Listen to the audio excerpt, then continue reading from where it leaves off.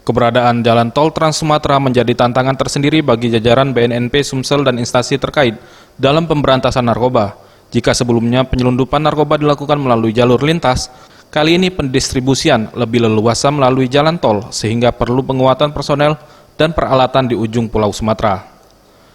Brigjen Pol Joko Prihadi selaku Kepala BNN Provinsi Sumatera Selatan mengatakan, selain jalur laut, jalur yang paling sering untuk penyelundupan narkoba yakni jalan tol.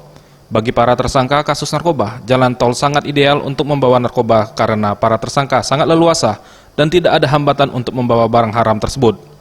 Maka dari itu, pihak BNN Provinsi Sumatera Selatan terus berupaya untuk melakukan pencegahan dan koordinasi antara pihak terkait dalam rangka menekan peredaran narkoba, khususnya di wilayah Sumatera Selatan. Ditambahkannya, sindikat mesuji ini diduga merupakan jaringan narkoba lintas negara, di mana Riau dan Jambi sendiri diketahui memiliki akses langsung pengiriman narkoba dari Malaysia maupun Cina. Ya, maka tadi saya bilang itu, memang jalur tol ini kan orang bisa memacu kendaraan dengan cepat. Orang tidak melalui beberapa desa-desa yang menghambat dia untuk misalnya kita menggunakan penggiat narkoba ya, ataupun mungkin kita melakukan koordinasi dengan pemerintah daerah sana untuk melakukan penyegatan ataupun kan mereka leluasa pakai tol itu. Ya itu dia bisa maju kecepatan dengan membahayakan juga untuk melakukan itu kan pasti kadang-kadang dilepas di situ.